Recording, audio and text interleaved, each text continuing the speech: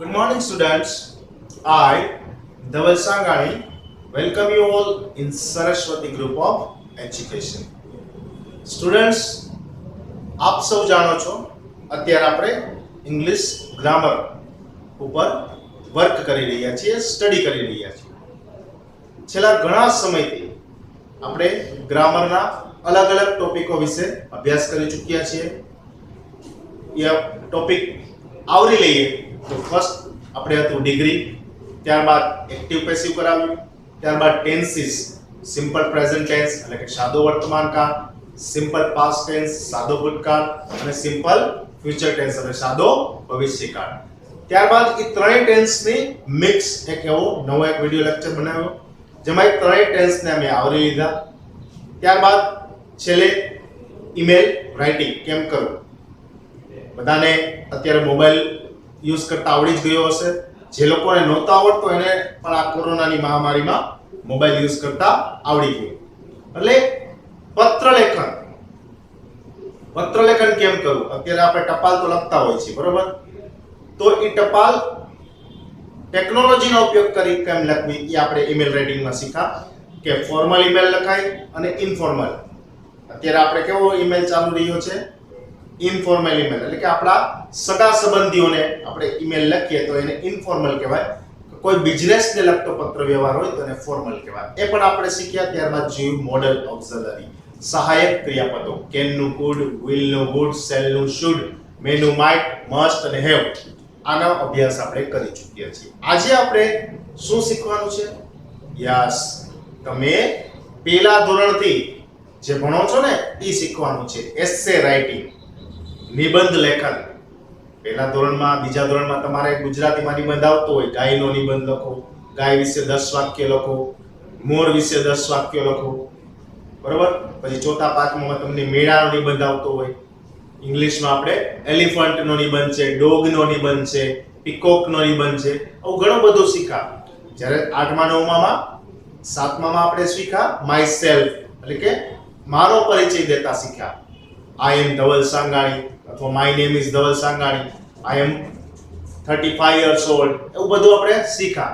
કેમાં? 7મામાં myself. અથવા 7મા ધોરણની પ્રાથમિક માહિતી થઈ. હવે નિબંધ કઈ રીતે લખવો હકીકતમાં, જેમ બોર્ડમાં પરીક્ષામાં 10મા 12મામાં પૂછાય છે કે નિબંધ કઈ રીતે લખવો, એના મેં થોડા પોઈન્ટ્સ આવેલા છે, ગુજરાતીમાં તમને લખીને આપ્યા છે કે જેથી તમને વધારે સારી રીતે સમજાઈ શકે. ઓકે, તો આપણે એ પોઈન્ટ્સ તરફ જઈએ. તો કે હાઉ ટુ રાઇટ એસે. એસે કઈ રીતે લખવું? તો તમે એમ કહો ને કે સર એસે તો કેવી રીતે લખાય? એમાં પોઈન્ટ આપ્યા હોય, પોઈન્ટ ઉપરથી જોઈને લખી નાખીએ, થોડાક એમાં વાક્યો બનાવીને એસે લખી નાખીએ. નહીં, એ રીતે એસે ન લખાય.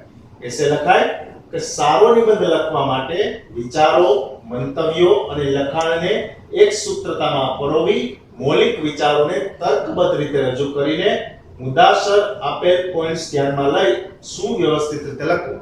આ એક પોઈન્ટમાં બધું આવી ગયું કે સારો નિબંધ લખવા માટે તમારા વિચારો, તમારા મંતવ્યો, તમે શું માનો છો એના વિશે. આ કોરોના મહામારી છે તો એના વિશે એસે પૂછાય તો આ મહામારીમાં તમે પોઝિટિવ શું જોયું? નેગેટિવ તો તમે લખવાના જ છો કે અર્થવ્યવસ્થા ખરાબ થઈ ગઈ, બરોબર? સ્કૂલ છેલ્લા 7-8 મહિનાથી બંધ થઈ ગઈ છે, ઘણા લોકો બેરોજગાર થઈ ગયા, ઘણાને નોકરીઓમાંથી કાઢી મૂકવામાં આવ્યા. આ બધા નેગેટિવ પોઈન્ટ્સ છે. પોઝિટિવ પોઈન્ટ્સ તમે શું લખશો એમાં?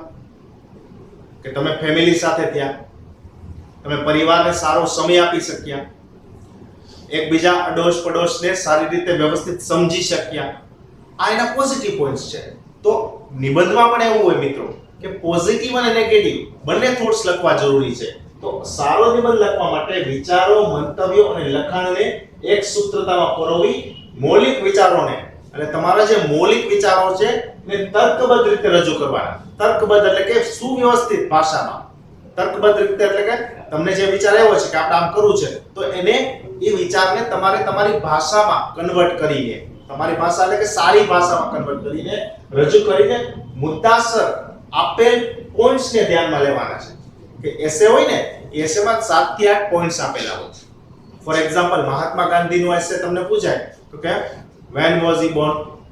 તેનો જન્મ ક્યારે થયો હતો, ક્યાં થયો હતો, એને કેટલો અભ્યાસ કર્યો હતો, એના મેરેજ કોની સાથે થયા હતા, એના મધર ફાધર કોણ હતા, એને કેટલી લડાઈઓ લડી, બરોબર, અને લાસ્ટ એનું ડેથ ક્યારે થયું. તો આ બધા પોઈન્ટને આવરી લેવાના હોય છે.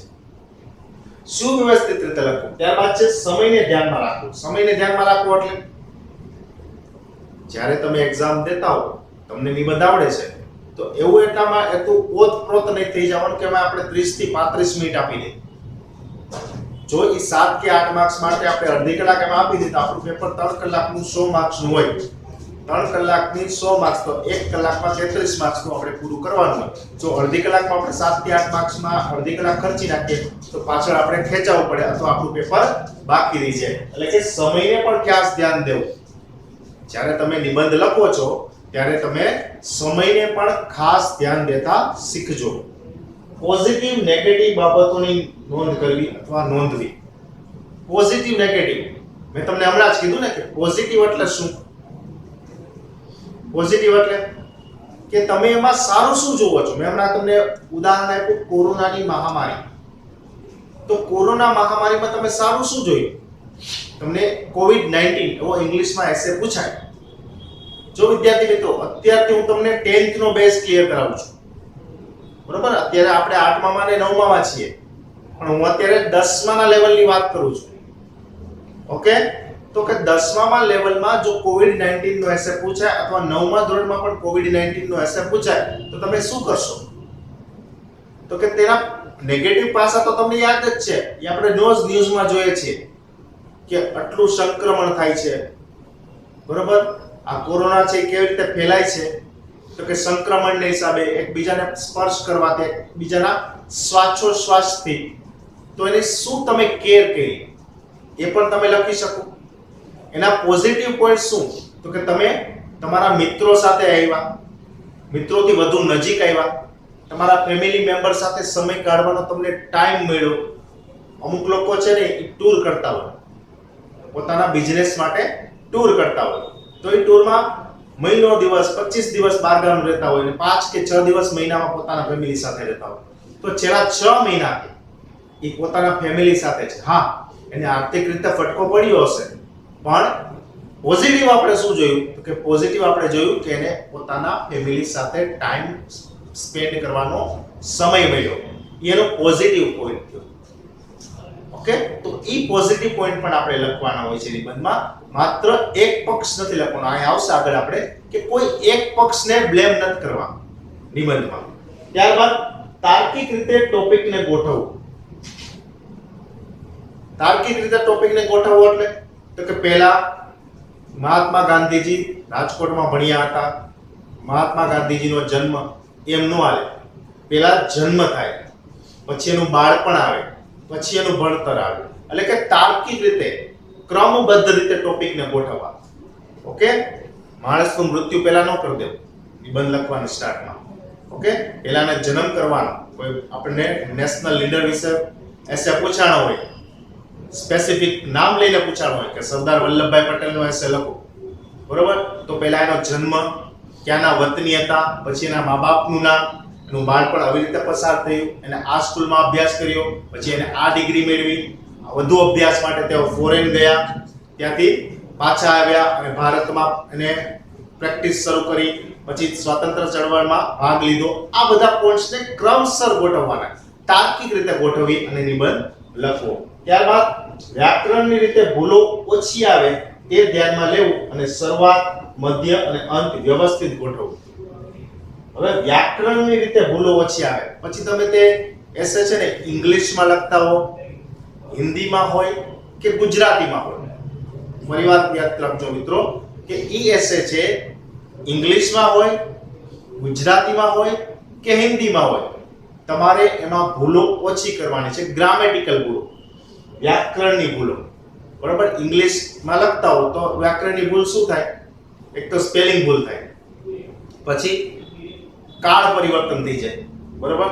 ગાંધીજી ઈઝ થઈ જાય કે ગાંધીજી રાજકોટમાં જન્મ્યા છે નહીં, Gandhiji was Born in Porbandar, કે ગાંધીજીનો જન્મ પોરબંદરમાં થયો હતો, કારણ કે ભૂતકાળ થઈ ગયો છે.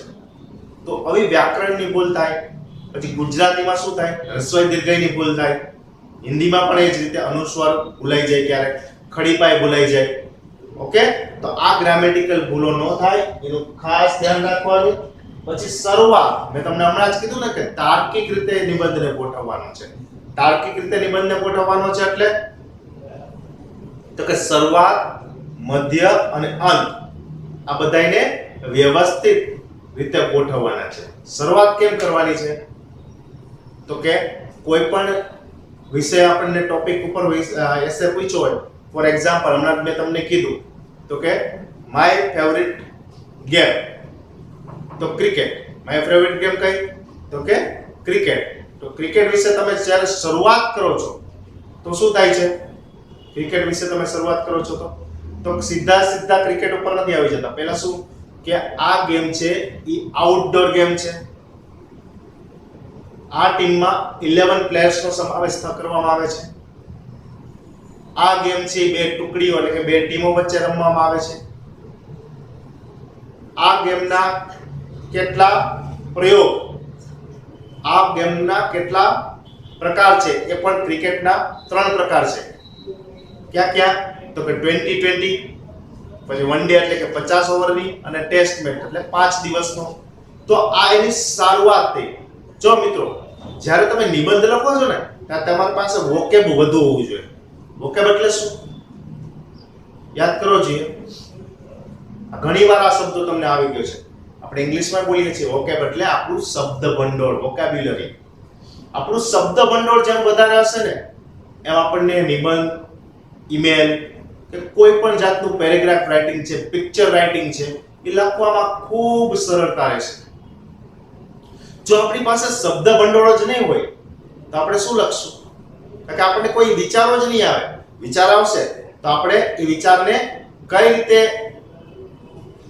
લેખા આપવું, વાચા આપવી, બરોબર? જેવું વિચારો છો એવું લખવામાં આવે તો એ આપણા માટે બરોબર છે, પણ એને તર્કબદ્ધ રીતે, વ્યવસ્થિત રીતે સામેવાળો ઇમ્પ્રેસ થાય એ પ્રમાણે કઈ રીતે લખવું? તો એ તમારા પાસે એનું શબ્દ ભંડોળ હોવું જોઈએ મિત્રો. એ શબ્દ ભંડોળ ક્યાંથી આવે? વાંચનથી આવે. રીડિંગ કરો, ન્યૂઝપેપર વાંચો, કોઈ ઇંગ્લિશની મેગેઝિન વાંચો, ઇંગ્લિશની નોવેલ વાંચો. હું એમ નથી કહેતો કે ઇંગ્લિશ જ વાંચો, ગુજરાતી, હિન્દી પણ વાંચો. એમાં પણ શબ્દ ભંડોળ વધારો, બરોબર? આપણે ગુજરાતીમાં હાલને એમ નહીં, એનું વ્યવસ્થિત શબ્દ છે ચાલોને. તો આ શબ્દ ભંડોળ છે. આપણે નિબંધમાં હાલને એમ ન લખીએ. લખો તમે? ન લખીએ. તો વ્યાકરણ રીતે ભૂલો ઓછી આવે તે ધ્યાનમાં લેવું. શરૂઆત, મધ્ય અને અંત વ્યવસ્થિત ગોઠવો. શરૂઆત મેં તમને કીધું કે ક્રિકેટનો એસે પૂછે તો એની મેં કીધું કે આઉટડોર ગેમ છે, એમાં 11 ખેલાડીઓ હોય છે, બે ટીમો વચ્ચે રમાય છે. તો એની શરૂઆત થઈ. એનું મધ્ય તો કે કોની ટીમ વચ્ચે મેચ રમાડો, અથવા તમારો ફેવરિટ ક્રિકેટર કોણ?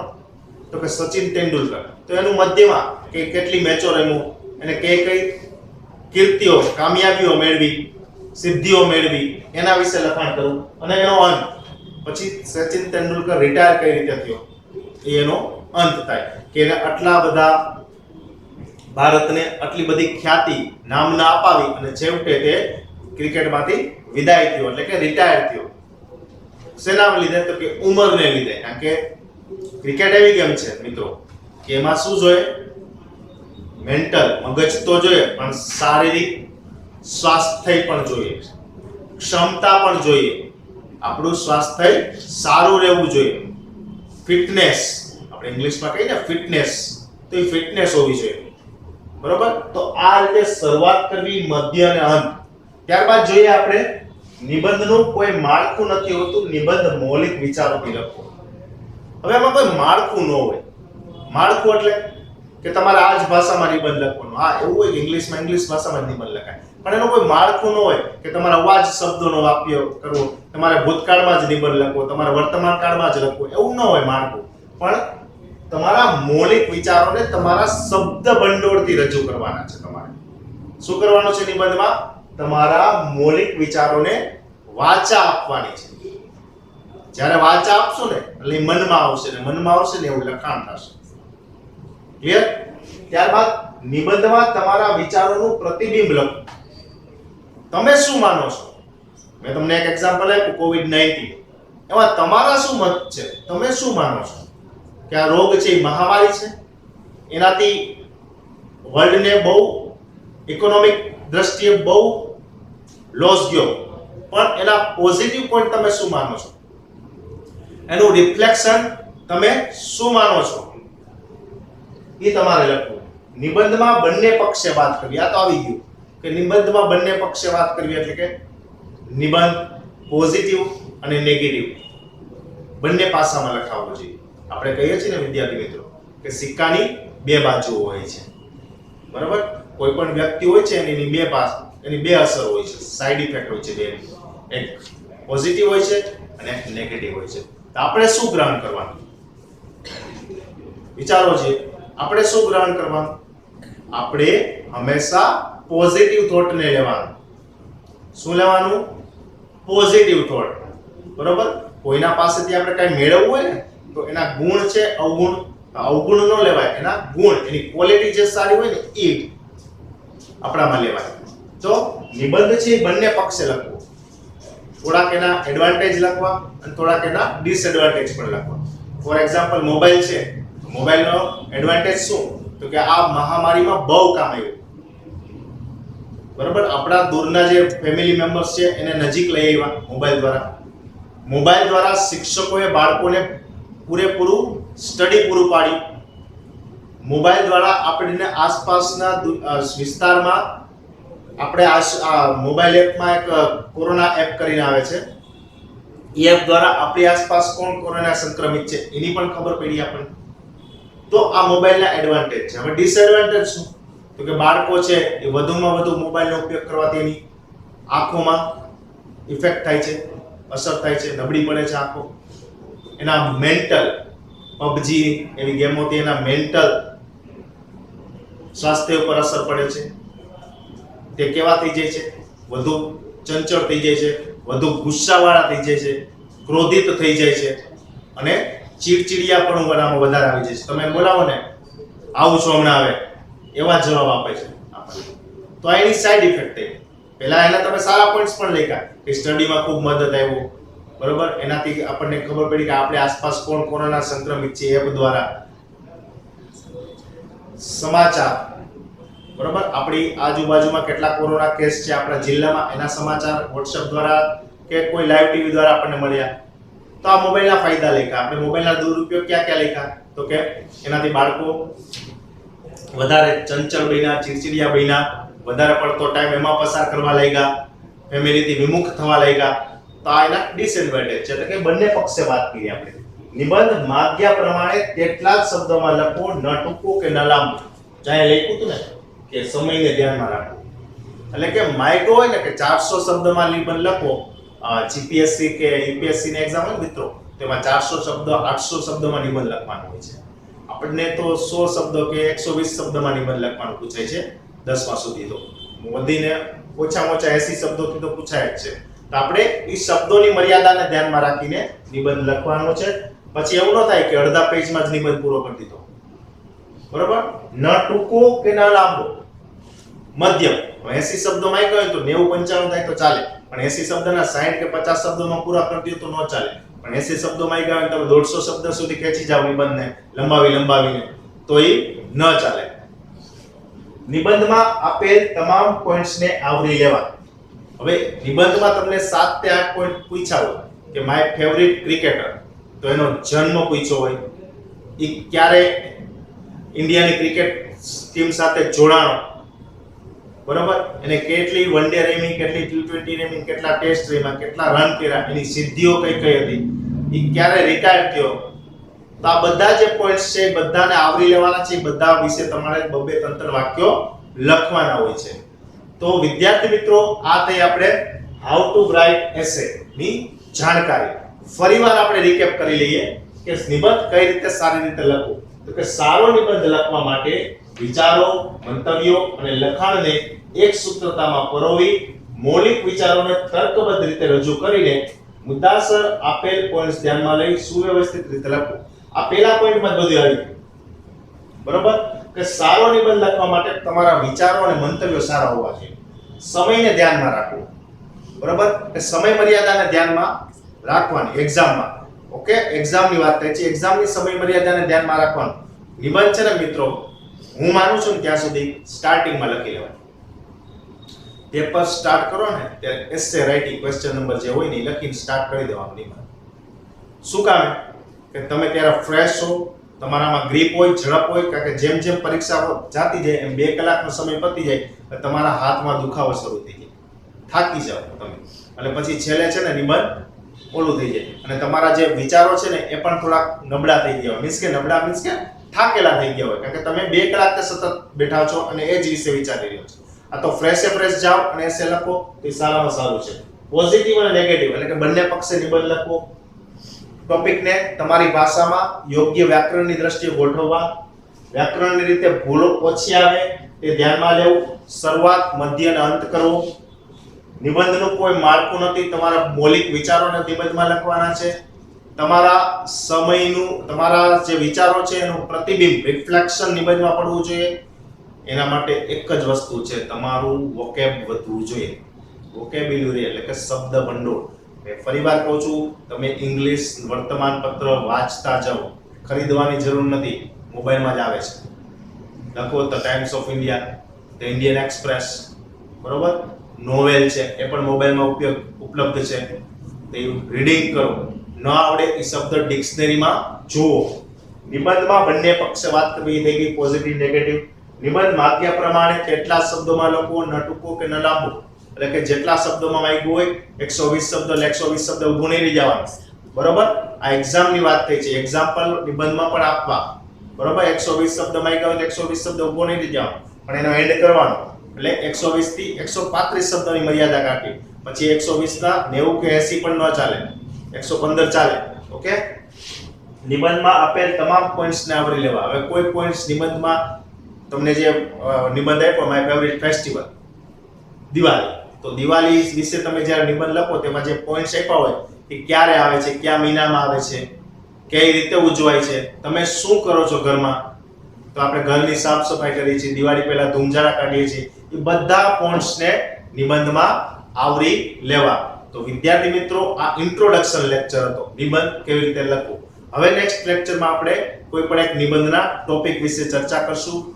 આ નિબંધ લખેલો હશે, જે નિબંધ તમને હું વ્યવસ્થિત રીતે સમજાવીશ. તો હું આશા રાખું છું કે આ લેક્ચર તમને બરોબર સમજાઈ ગયો હશે, how to write essay. Thank you.